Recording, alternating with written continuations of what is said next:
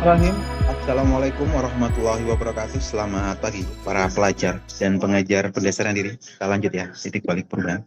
Baik, sebelum tahu kita pagi ini, marilah kita berdoa terlebih dahulu sebagai kita syukuran atas nikmat, rahmat dan kepahaman dalam kita pagi ini. Berdoa silakan. A'udzubillahi minasyaitonirrajim. Bismillahirrahmanirrahim. Rabbi zidna ilma warzuqna fahma birahmatika ya arhamar rahimin. Oke, Oke, Bismillahirrahmanirrahim. Assalamualaikum warahmatullahi wabarakatuh. Selamat pagi. Kita lanjutkan kembali program rutin kita ya. Program rutin kita pilih Oktober yang ke-6 gitu ya. Bahwa apapun yang termanifestasi lalu dikatakan ada hanya dapat diketahui melalui kesadaran semata gitu kan. Yaitu kualitas dari kesadaran. Jadi awareness itu sendiri, jadi awareness itu suatu kualitas dari kesadaran yang memungkinkan adanya pengetahuan, pengalaman. Jadi dalam awareness itu ada pengetahuan, ada pengalaman, ada kehendak juga di situ, serta kesadaran bahwa seseorang itu ada atau that one is yang mengada gitu ya.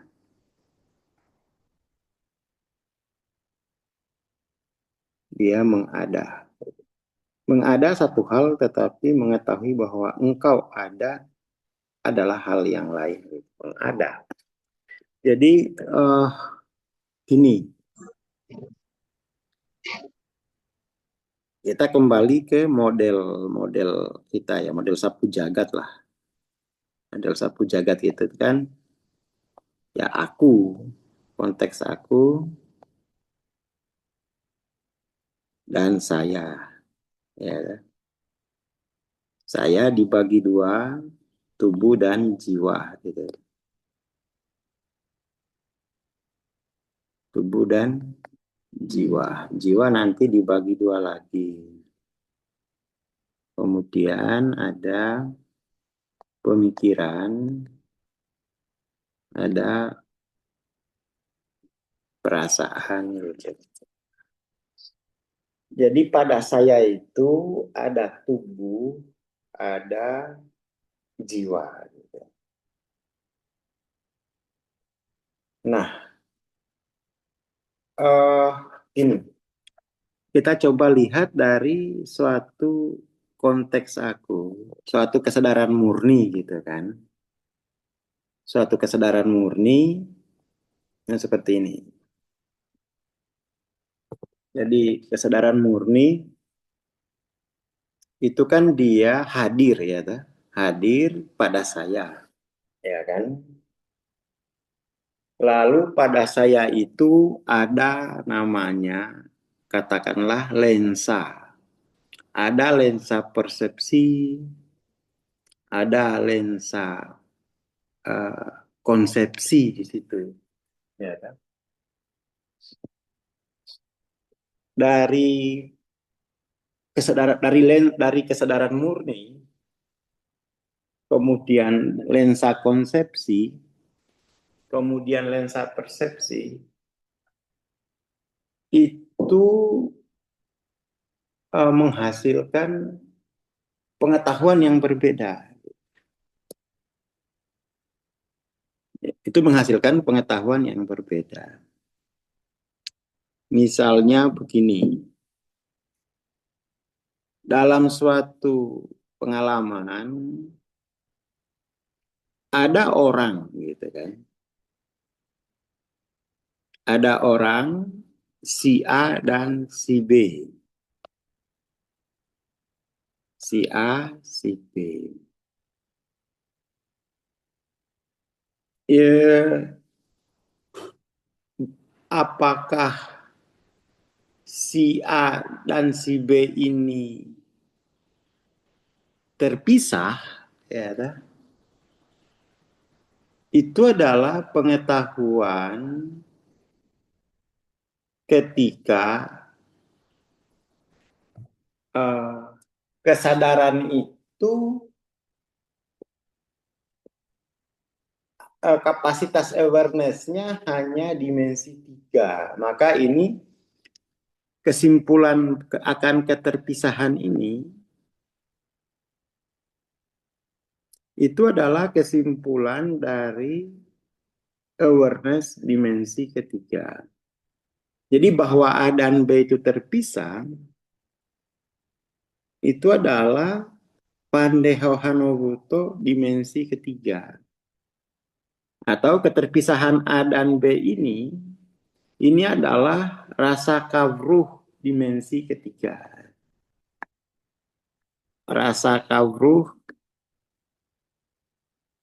ukuran dimensi ketiga, ukuran kapeng 3. Kan gitu. Lalu kemudian kalau mau menggunakan rasa kawruh atau kualitas self-awareness dimensi keempat, maka sebenarnya itu A dan B ini tidak berpisah secara mutlak. Mereka itu berpisah hanya relatif saja. Relatif.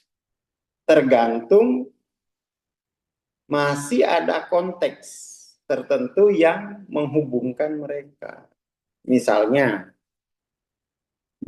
si A dan B ini dimasukkan dalam konteks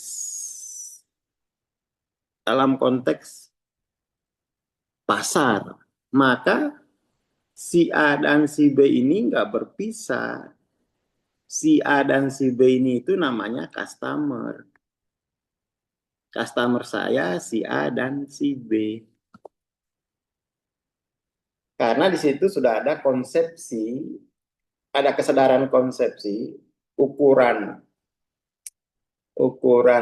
apa rasa kawruh, ukuran keempat yang melihat, yang menggunakan awareness konsepsi untuk mengidentifikasi si A dan si B. Sudah berbeda pengetahuannya. Yang satu, yang ukuran ketiga bilang terpisah, yang ukuran keempat bilangnya dan customer saya itu Aswar dan Haidar. Gitu. Karena si A dan si B itu di dalam konteks tertentu. Maka posisi si A dan si B itu tidak betul-betul absolut terpisah, hanya dia relatif saja. Apa terhadap apa gitu kan. Nanti ada ukuran konteks aku dimensi kelima. Nah, ukuran konteks aku dimensi kelima itu dia sudah si A dan si B ini itu sudah mulai dekat dengan kesadaran murni. Sebenarnya si A dan si B itu tidak betul. Jadi si A dan si B itu tidak berpisah. Tidak juga dia dia tidak juga punya posisi bukan terhubung. Tapi kalau dan itu dia bukan ya terhubung lah dalam satu konsepsi saja. Tapi sebenarnya si A dan si B itu memang utuh di dalam kesadaran murni. Memang utuh dia dalam kesadaran murni. Iya kan? Memang utuh dalam kesadaran murni. Di dalam kesadaran murni itu bukan hasil konsepsi. Di dalam kesadaran murni itu dia ya bahwa semua yang ada itu adalah utuh dalam kesadaran murni. Itu adalah jadi kehadiran yang sejak awal memang utuh, bukan dia ada hubungan tuh karena ada konsep. Tanpa konsep pun sejatinya, ya, sejatinya A dan B itu utuh dalam suatu kehadiran kesadaran murni. Gitu. Tidak ada pemisah-misahan. Justru pemisah-misahan itu terjadi ketika kapasitas awareness itu belum pada kesadaran murni. Belum pada kesadaran cinta. Cinta itu adalah suatu cara bereksistensi, suatu jenis self-awareness yang melihat keutuhan itu. Pak, keutuhan itu bukan hasil konsepsi. Bukan keterpisahan itu hasil persepsi. Ya kan? Yaitu jadi setiap awareness itu punya knowledge, punya experience, ya kan? Dan nanti punya kehendak. Kehendak. Punya kuasa dia. Nah, makanya gini, yang repot itu kalau masyarakat itu tidak ngerti ragam konteks self awareness, maka dia akan mengabsolutkan, ya, akan mengabsolutkan satu konteks. Termasuk juga salah kalau mengabsolutkan kesadaran murni, gitu. Karena ada jenis konteks aku yang kapasitas awareness-nya tidak murni, yaitu melalui persepsi dan melalui konsepsi. Melalui konsepsi.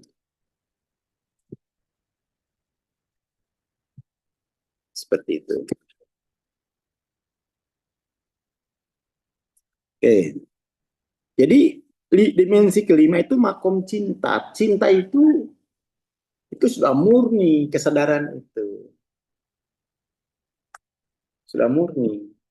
Karena dia adalah suatu medan, di mana pada medan itu, tanpa melalui transaksi apapun, dia utuh pada medan itu. Jadi medan cinta itu mengutuhkan. Gitu. Mengutuhkan. Itu kesadaran yang jarang di dalam masyarakat kita. Gitu.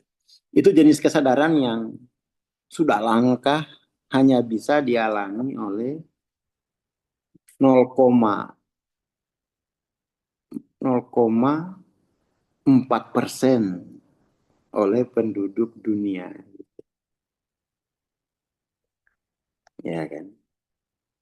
Jadi di dimensi 5 itu sudah ada pemahaman bahwa sebenarnya konsepsi ini, persepsi ini itu suatu pengkondisian terbatas. Suatu jenis pengkondisian. Makanya dimensi 5 disebut unkondisional. Suatu kesadaran yang unkondisional. Gitu mungkin ya. Makanya dibedakan itu di dalam Hawking, love unconditional itu dengan pure. Hawking masih melihat dimensi kelima ini belum pure-pure amat, tapi dia didefinisikan berdasarkan Hawking mendefinisikannya itu berdasarkan pembandingan dengan di bawahnya gitu. Tapi saya mendefinisikan tadi itu dengan pembandingan di atasnya, bahwa ini sudah murni loh. Karena dia sudah suatu medan yang pada medan itu semuanya utuh gitu. Tanpa konsepsi. Tapi Saya kira cara mendefinisikan itu ya yang penting disadari bagaimana mendefinisikannya. Hawking menyebutnya unconditional karena ketiga dan keempat itu suatu conditioning. Conditioning melalui lensa persepsi atau suatu conditioning melalui lensa konsepsi. Kan gitu. Maka dimensi kelima dia sebut sebagai unconditional. Kan murni. Ya murni kan kalau nggak ada kondisionalnya. Cuman memang itu cara mengkategorikannya itu ya, cara memilih kosakata itu penting. Kalau bukan unkondisional ya kalau bukan kondisional berarti adalah kondisi murninya ya. Cuman memang di dimensi kelima ini itu pengakuan pada keutuhan ya. Pengakuan pada keutuhan pengetahuan diri gitu. Keutuhan. Dimensi keenam tuh bisa disebut pencerahan sebenarnya.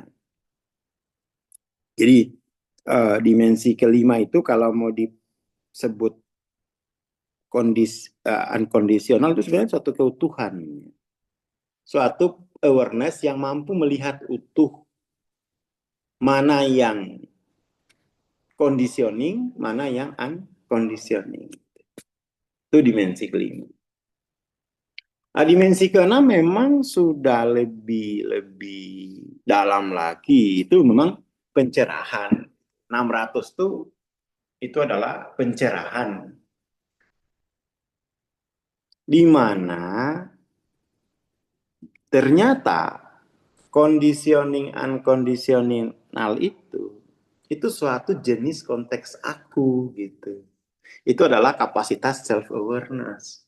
Jadi tercerahkan pada bahwa pengetahuan itu datang dari konteks seragam, konteks aku.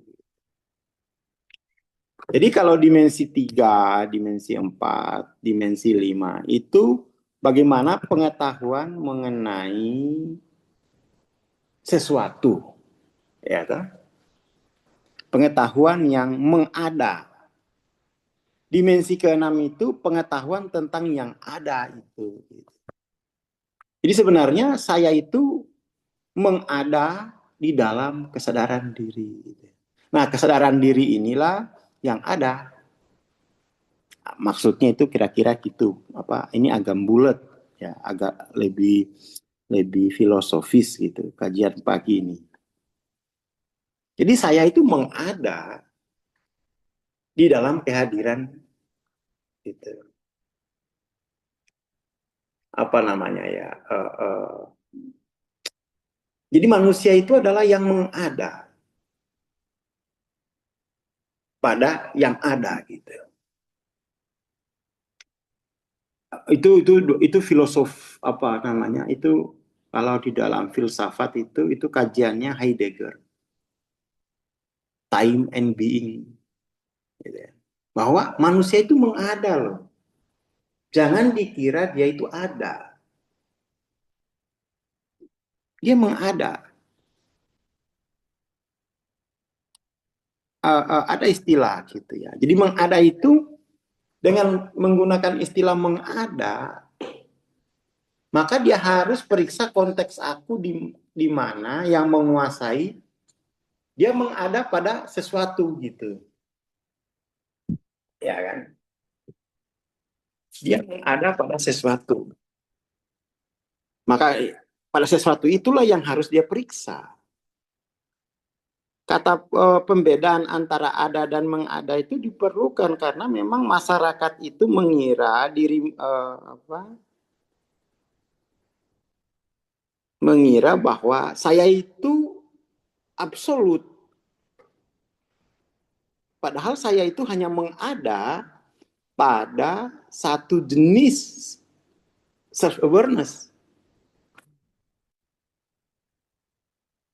Ya kan? Itu tuh secara secara filsafat itu dibahas sama Martin Heidegger.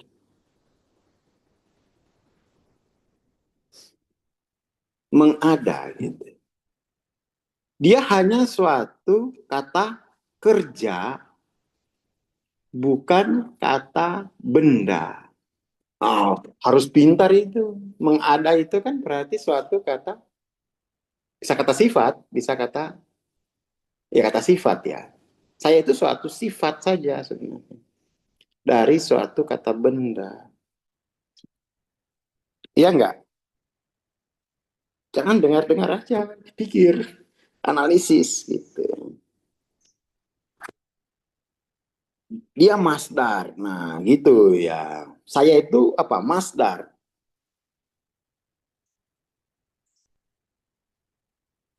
Yang harus diperiksa adalah konteks aku sebagai yang ada. Maka dulu di Kopdar PC itu ada kita kuliah mengenai rasa ada. Rasa ada.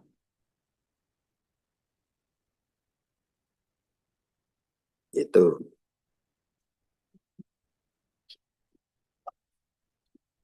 Nah, jadi nasib saya itu ditentukan dibentuk oleh konteks aku itu gitu.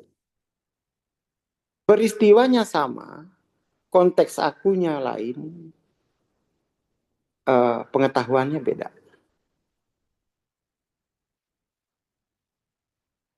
Saya miskin itu berarti suatu kerja konteks aku. Saya kekayaan itu pun juga suatu kerja konteks aku.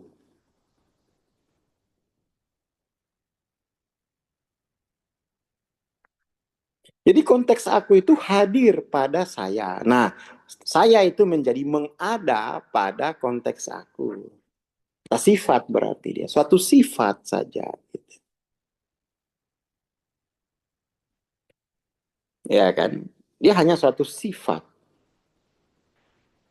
Kalau dengar kuliah ini, nggak tertarik untuk mempelajari konteks aku, wah itu parah. Kalau begitu seluruh ekspresi hidup saya, seluruh ekspresi hidup keluarga saya, seluruh ekspresi bangsa saya itu ekspresi suatu konteks aku. Memang begono. Itu kan yang selalu kita tampilkan sesering mungkin pemahaman mengenai correlation of levels of consciousness and social problems. Ya kan? Bahwa ya ini kan saya ini. Level of consciousness itu adalah konteks akunya. Ini kan saya. Ini konteks aku. Iya enggak?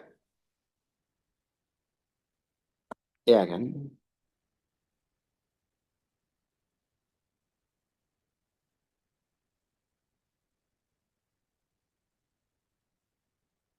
Nah itu kamu jangan tidak tahu hukum ini gitu. Hukum konteks aku. Hukum konteks aku itu. Dan sekarang kita melihat masyarakat sekarang gitu ya. Kita lihat masyarakat. Masyarakat itu punya kepribadian yang jadi satu kepribadian jiwa itu kan. Nanti kepribadian itu menjadi suatu perbuatan. Kepribadian itu datang dari mana? Itu adalah kepribadian itu hasil sintesis, hasil dari konteks aku ditambah dengan peristiwa di sekitarnya. Menghasilkan struktur kepribadian. Jadi kepribadian ini itu dia ada peristiwa sosial,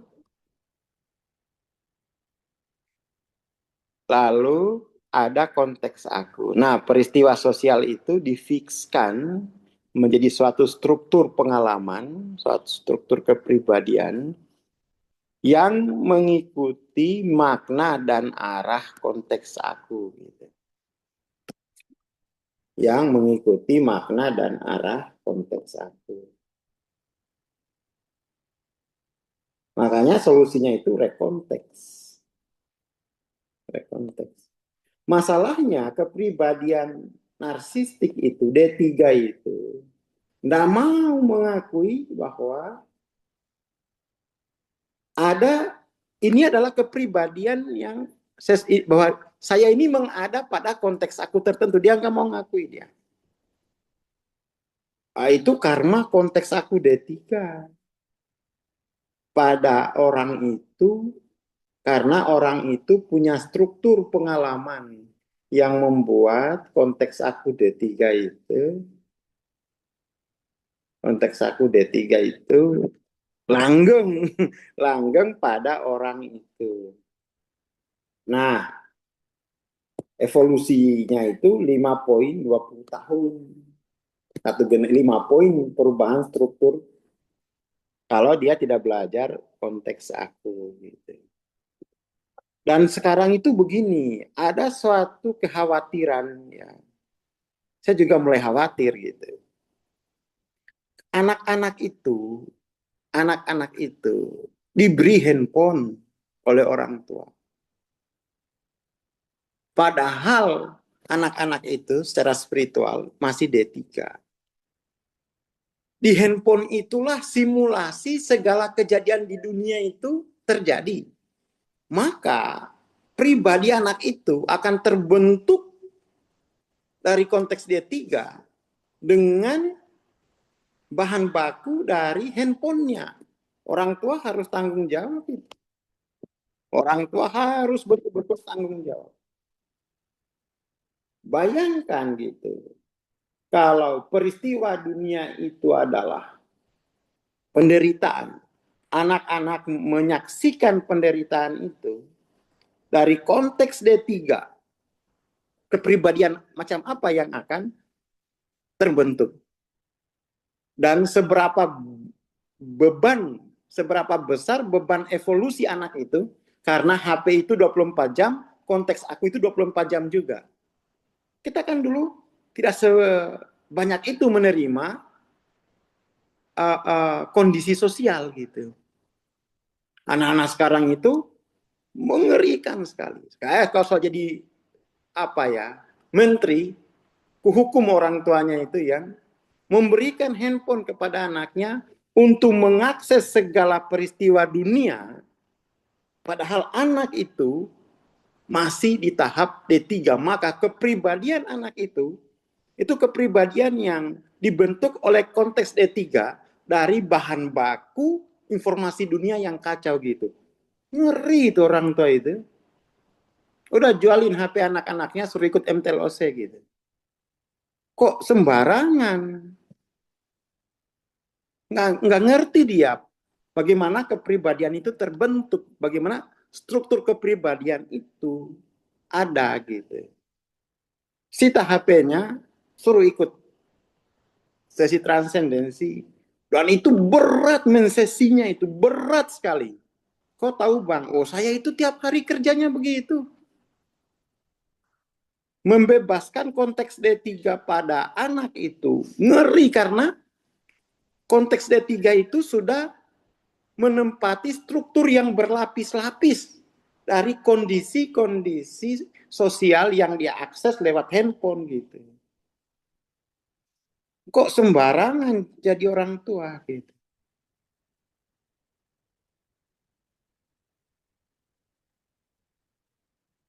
Jadi masyarakat itu berperan untuk kondisi sosial itu menjadi bahan baku dari kepribadian. Pembentuknya itu D3. Konteks aku, gitu. Jangan sembarangan ngasih handphone. Kalau nggak enak, ayo. Kalau ikut aku BPKB toh, aku bilang nggak sih. Jangan sembarangan. saya tulis besok kalau mau menikah harus istrinya tanda tangan, nggak boleh main handphone biar anak-anak nggak ikut. Handphone itu alat kerja gitu, bukan hiburan, nggak boleh. Ngeri, anak itu masih fase spiritual D3, dari konteks D3 itu dia mengonsumsi kondisi sosial dan itu langsung direspon oleh konteks aku untuk menjadi struktur kepribadian itu kan. Kemudian D3 itu memiliki struktur yang banyak karena dia menggunakan informasi dari kondisi sosial itu untuk menjadi rumahnya gitu. Nah, ya pertanyaannya bukan setelah ikut MTLOC anak akan jauh dari handphone. Jangan dikasih handphone kok jauh. Jangan dikasih handphone. Kasih handphone itu hanya untuk kuliah, bukan untuk mencari hiburan gitu. Lah ya itu bagaimana anak-anak yang sudah terlanjur ya sudah bagaimana lagi. Maka akibatnya pasti anak itu keras hatinya. Keras hatinya gitu. Keras hatinya. Saya 8 tahun bekerja di bidang ini. Cukup pengalaman saya. 8 tahun. Hampir tiap hari bekerja untuk membongkar pasang kepribadian. Konteks rekonteks. Dari mana sih terbentuk kepribadian sekeras ini? Ternyata setiap hari konteks D3 itu diperkuat oleh informasi itu gitu loh. Kok sembarangan gitu. Tuh lihat tuh. Aini Gustiara harus sampai pindah Semarang. Kalau enggak bisa. Kamu nggak bisa bongkar. Kamu nggak ahli di situ. Kamu nggak ahli. Itu memang saya dilatih oleh Simba untuk ahli di situ. Latihan saya memang hanya itu pelajaran saya. Dilatihnya sama Simba begitu. Satu disiplin ilmu nanti katanya orang akan cari kamu karena mereka terjebak masalah. Karena saya itu sudah punya kepribadian Dracula. Dari mana? Dari konteks D3, jadi jumlah informasi yang mereka lihat di handphone itu menjadi tanah. Menjadi landasan konteks aku D3 untuk membentuk kepribadian gitu. Ya, jadi dia semacam bahan bakunya. Nah, anak-anak itu mengakses berapa puluh informasi setiap hari. Lalu D3 menggunakan semua tadi sebagai lapisan strukturnya. Apa nggak mampus itu yang transendensi? Kok banyak sekali ya? Nah, selesai ternyata ini itu dilipat gandakan konteks D3 itu di amplifying oleh handphone scrolling. Dulu kan kita zaman sosial kita kondisi apa sih yang terjadi sosial? Paling kalau ibu mak kita aja bertengkar, baru muncul D3 di situ kan. Nah, kita punya kepribadian tukang tengkar. Karena ketika mak kita bertengkar, konteks aku itu D3, maka pada saya akan membentuk kepribadian dari konteks D3 berdasarkan contoh mak saya bertengkar. Waktu mak saya mintain uang, enggak ada, padahal konteks aku yang hadir pada saya itu D3, maka jawaban mak saya yang tidak punya uang itu akan dibentuk sebagai kepribadian oleh konteks aku sebagai kepribadian wong kere. Itu peran orang tua di situ. Itu peran sosial. Itu struktur sosial itu membentuk kepribadian tuh begitu. Jadi hati-hati dengan struktur sosial itu. Sistem struktur sosial harus diverifikasi, harus mampu didefinisikan gitu. Gitu. Nah, saya kira itu dulu lah ya. Biar kamu beli buku konteks aku. Beli 3 itu, pelajari. Indonesia itu sudah dari keluarga miskin, HP 24 jam, konteks aku D3. Maka D3 itu punya bahan baku yang banyak untuk membuat struktur kepribadian D3-nya. Gitu. Siapa yang mau transenden itu? Mau makan waktunya siapa? Gitu. Mau makan waktu siapa tuh? Karena lapisannya banyak sekali. Assalamualaikum warahmatullahi wabarakatuh. Waalaikumsalam warahmatullahi wabarakatuh. Terima kasih Bang Far, terima kasih teman-teman. Bagi teman-teman yang mau memiliki buku pendasaran diri ya, ada Dissolving Ego, Transcending Level of Consciousness, dan Power Force ya. Bisa japri. Terima kasih, kita bertemu besok insya Allah. Assalamualaikum warahmatullahi wabarakatuh. Selamat pagi dan selamat beraktivitas.